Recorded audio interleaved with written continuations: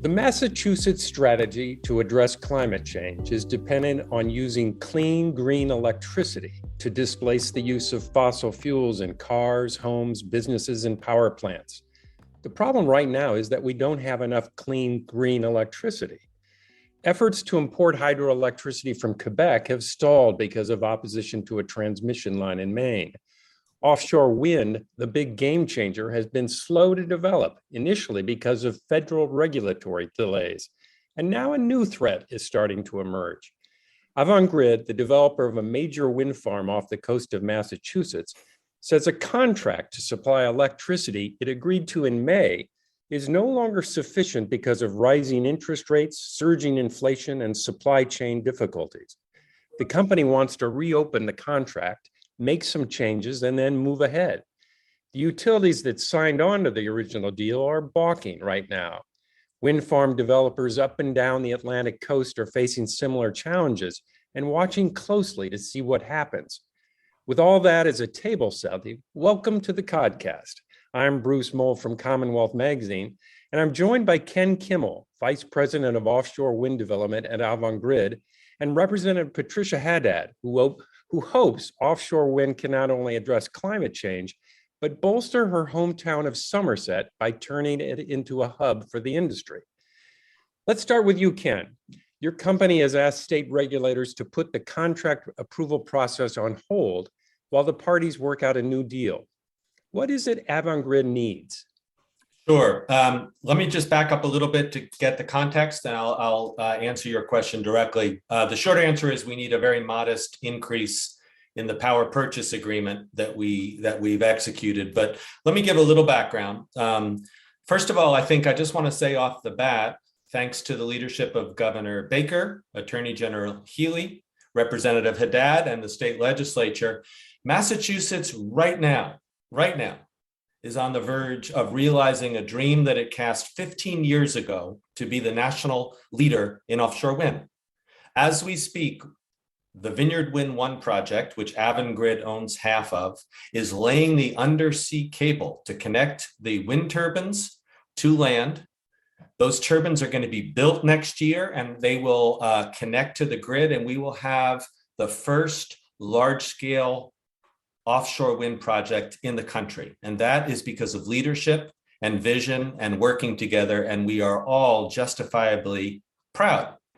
Now, standing right in the next phase is an even bolder project, CommonWealth Wind, which is what we're talking about today. This is a 1,200 megawatt project. It will power 750,000 homes. It will cut our carbon footprint by over 2.3 million tons a year. It will provide 11,000 new jobs. And as Representative Haddad knows, this project is connected to a major cable manufacturing company coming into Somerset and the redevelopment of a port in Salem to make it a world-class offshore marshaling port for the offshore wind industry. So there are enormous public interests and public benefits from this clean energy project. It will be the biggest clean energy project in Massachusetts, one of the biggest in the country. But it's facing a headwind, no pun intended. We bid this project back in September of 2021, and the world has changed dramatically since that time. We have the worst inflation in 40 years. We have the Russian invasion of Ukraine that has wreaked havoc on global commodities like steel, which obviously we use for these wind turbines. And we have the Federal Reserve, who has now raised interest rates 5 times in the last year. And as anyone who takes out a mortgage to buy a house knows, even small percentages in interest rates make enormous differences in the cost. The sum of all that has added hundreds of millions of dollars of cost to this project. And the current contract price is insufficient to cover those costs. And the project now has what's called negative present value. However, we are looking as hard as we can at ways that we can improve the economics. And we found some promising opportunities. One of them is delaying the purchase of the turbines to build bigger and more efficient turbines. That will help. There's some other things we can do that will help, but we're going to need a very modest increase in the purchase price in order for this project to remain economically viable and in order for us to go forward with it, which we absolutely want to do. So we've been very transparent and open about this. We've explained this to the state, to the electric distribution companies, to the public. And what we want to do now is to go back, roll up our sleeves, and figure out a way to make a modest adjustment to the purchase price so that we can go forward with this project and deliver clean energy, jobs, economic development, and maybe above all, another source of power generation, so we are not so dependent upon one source of electricity, natural gas. And all of those benefits we can have, but we need to solve this problem with the purchase price in order to do it. Was there any specific trigger to this decision? Because you mentioned a lot of global forces going on, but was there anything specific that said, oh, that's it, we can't make this work? Or did it just slowly evolve over time? More the latter. It's an aggregate. It's not any one thing. It's partly the commodity prices. It's partly inflation. It's partly interest rates going up. It's all of them together that's contributing to the situation we're in. And our first resort was to figure out ways that we can make the project better and more efficient to offset this. At a certain point over the summer, we became convinced, and we have third-party experts who are validating this, that we can get part of the way with what we can do to improve the business case, but that a modest price increase would be necessary to get us back into the black so that we can get financing for this project and move forward. So I don't have much experience with this. I don't think anybody in the offshore wind industry, because it's so new, has any experience with this. But so you go through a process like this, and at the end, circumstances change, and we need to, you're saying we need to rejigger the contract a little bit. Some people might say, well, let's do it all over again. Let's have another bid process and start from scratch. What's the disadvantage of doing it that way? Well, first of all, just to be clear, it's not legally required to rebid the project. The Department of Public Utilities has the authority, and there is precedent for amending a contract, even one that's been done through a competitive bid process. So rebidding is not required. But more importantly, that has an enormous downside. If the project were rebid now, I can say confidently, based on the power purchase agreements that we're seeing all across the United States, that the rebid price would be much, much higher than either the current contract or the contract with the modest adjustment that we're asking for.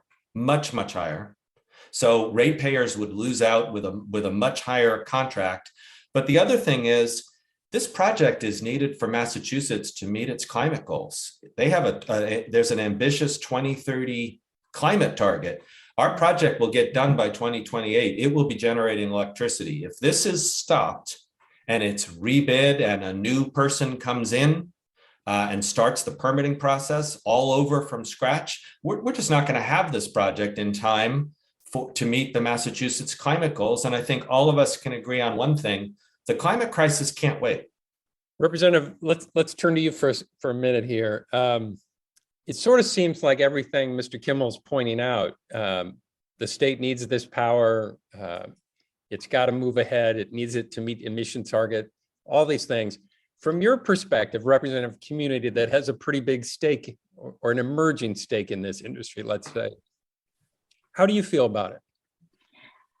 You know, I think we all need to be flexible. I'm watching right now the permitting process that's taking place with the Prismium group. That is the group that will be doing the subsea cables.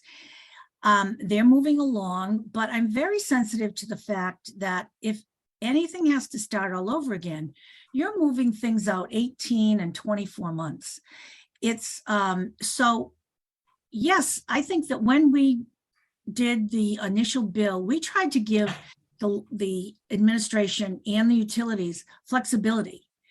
And in every case, they have the option not to take a bid. So there's protection for the consumers, there's protection for the utilities, there's protections for everyone who is spending money. there was no way that we could have guessed that the world would turn on its head the way it has.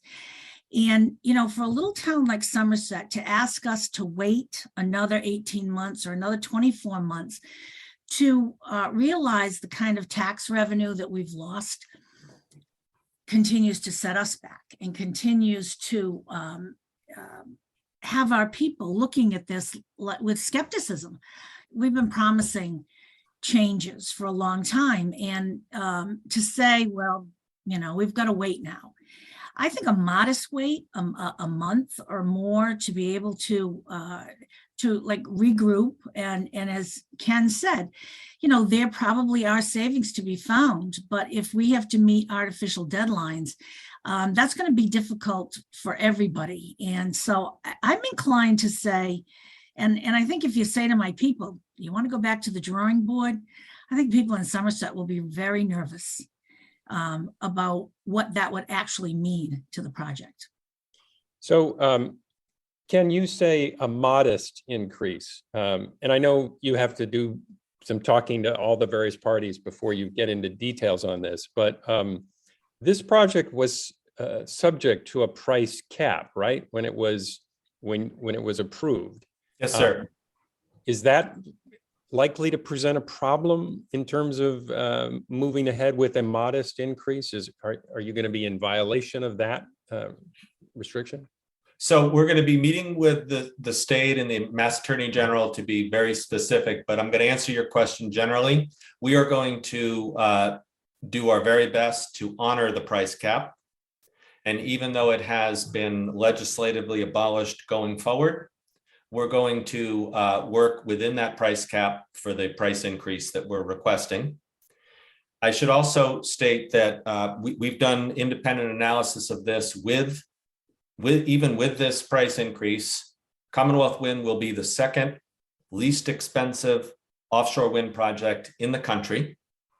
And the project will save ratepayers money even with this modest increase, because it is so much less expensive than natural gas or coal or nuclear fired electric generation. So ratepayers will save under the original contract, they'll save under the amended contract, and Massachusetts will still get the benefit of having one of the most cost-effective, if not the most cost-effective, offshore wind project in the country. So again, there's probably a lot of perhaps gamesmanship being played before the Department of Public Utilities, which has to decide whether you can spend this time working it out. But why are the utilities saying there's no need to have this delay? Why do you think they're opposing it at this point in the process? Well, Bruce, I got to be honest with you. I scratched my head a little bit and was disappointed when the utilities sent that letter saying they refused to negotiate for a couple reasons. First, they haven't even heard the evidence. I mean, we're prepared to show them the entire justification for this. And I would think it would behoove them to have an open mind and want to hear that evidence before ruling it out. So that's first of all. The second thing I don't get is, on the very day that we got a letter saying we refuse to negotiate, we saw a letter that the president of one of the utility companies sent to President Biden, warning the president about the reliability of the electric grid in New England, and making the argument, which we agree with, that with all these power plants set to retire, we need new electricity generation in this grid. And this 1,200 megawatt project, I can't tell you what a huge contribution that is to the reliability of the system. So I'm scratching my head. On the one hand, they're saying we've got to act to deal with this impending shortage of power. On the other, they seem to be closing the door on discussing a minor change to the contract to allow us to go forward. So I can't say what was in their mind. I can say that we were disappointed to see that. And we do hope that we'll have an opportunity to sit down with the utility companies to show them our evidence and convince them that this is a path forward to solve the problem that they're acutely aware of, which is we don't want brownouts and blackouts in New England. We need to have a reliable power supply. And that is one of the beauties of offshore wind. It's not dependent upon what happens in Ukraine or what happens with Saudi Arabia. This is energy that we can count on. It's our own, homespun source of energy. So I really am hoping that over time we'll have the opportunity to sit down with the utilities, but I was disappointed and surprised by their initial response. Representative, I wondered if you could address something that I think most people are sort of wondering. It sort of seems like every step we take, whether it's importing hydroelectricity from Canada or offshore wind, it starts with a lot of promise, but then there's, like, President Biden visited your community earlier this year and sort of said, let's go. And now this is not a deal breaker by any stretch, but it's another glitch. These things just keep happening. And you've experienced that a lot. I know. How do you react to all that? Well, again, I try to, I'm a glass half full type person. I don't want to look at this as here's another hurdle. I think it's just a bump in the road. We all need to look at this as it's a brand new industry. There's no way we could have anticipated any of these hurdles or any of these bumps in the roads. And I too am disappointed with the utilities, because instead of them saying no, I would want them to say, well, how can we get over this little hurdle?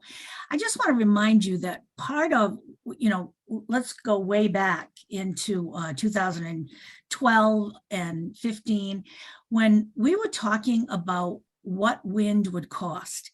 And during that time, we were getting exorbitant amounts that this would cost. People were telling us, and if we go back to the old Cape Wind project, they wanted an accelerator.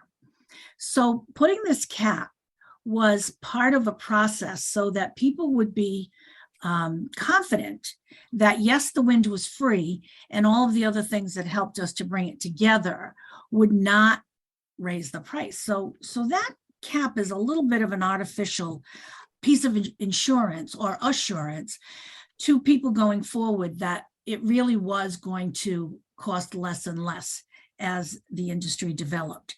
So when and Ken, I don't want to speak for the industry, but when they say modest, they're talking tenths of a penny. And when those tenths of a penny add up throughout all of the consumers, that's where you get the extra money. So we're not talking about massive amounts in increase. And all of us who our house happens to be heated by natural gas know that our rates have gone up this winter. So on the one hand, the utilities are asking for more money, and on the other hand, they're not being understanding, I guess, of all of the pieces, as you said, these moving pieces that bring us our power. So I too am disappointed, because I do think that we gave the legislation and the legislature gave plenty of flexibility, and we created a process that would not ultimately hurt the consumer, that it would all help the consumer. So then get back down to my world. Two things happen when we have wind. One, we have the first company who's going to bring real tax money to Somerset. And second, it opens a door to our power rates stabilizing instead of constantly going up. And I think the stabilization is a piece that everybody's forgetting. The aggregate of wind and gas will bring down the costs to the end user. And that's what, I've been promising to people for way too many years. So Ken, one thing I could use a little help understanding. You're talking about a modest increase, but let's say if we were to start over, I get the time argument that we can't wait, but you said the prices, looking at what's going on elsewhere along the Atlantic coast, are much higher. Yeah. Well, how can you do a modest increase at this point in time, and everybody else is going way much higher? Why are you able to keep your prices lower than what everybody else is doing, even if they go up a little bit? Yeah, that's fair. Well, first of all, we have momentum. We are in the permitting process for Commonwealth Wind. We've done a lot of the engineering. We've done a lot of the design. As you probably know, or at least I should point out if you don't, we're going to be doing this project, constructing it at the same time as another project called Park City Wind. And there are significant advantages to doing scale. So we've got that project and this project that are going to be constructed in the same time frame. So there's cost savings there that we can take advantage of. But I guess I also want to say this. We are deliberately asking for a modest price increase, recognizing that the onus is also on us to improve the economics with whatever levers we can have. So we're not asking, for example, for a price increase that would be the types of prices that you'd see if there's a rebid. And just to give you some numbers, we're in the $70 a megawatt hour or 7 cents a kilowatt hour. That's where we're at. If you look at contracts that are being signed today for offshore wind, they're in the $10, $11 range, or 10 cents to 11 cents a kilowatt hour. That is a huge difference. And so I'm simply saying, if this is rebid, you can expect prices in that range. If instead our modest price increase is accepted, we're in a range $3 or $4 below that. And we believe we can pull this off. We've studied the heck out of this thing, and we've got a plan to get over the finish line and still save ratepayers money and still provide a cost-effective rate and get that great cable manufacturing facility built in Somerset and get the port redeveloped in Salem. I think we can do all of those things. It's just going to take the kind of vision and collaboration that it took to get the Vineyard Wind project going. And that is happening right now, on time, on budget. And that's the success story that I know we can duplicate if we all get together and solve this problem. So Attorney General Maura Healey is part of this process as well about this contract. In her filing this week with the DPU, Department of Public Utilities, didn't even acknowledge this question about delay or anything.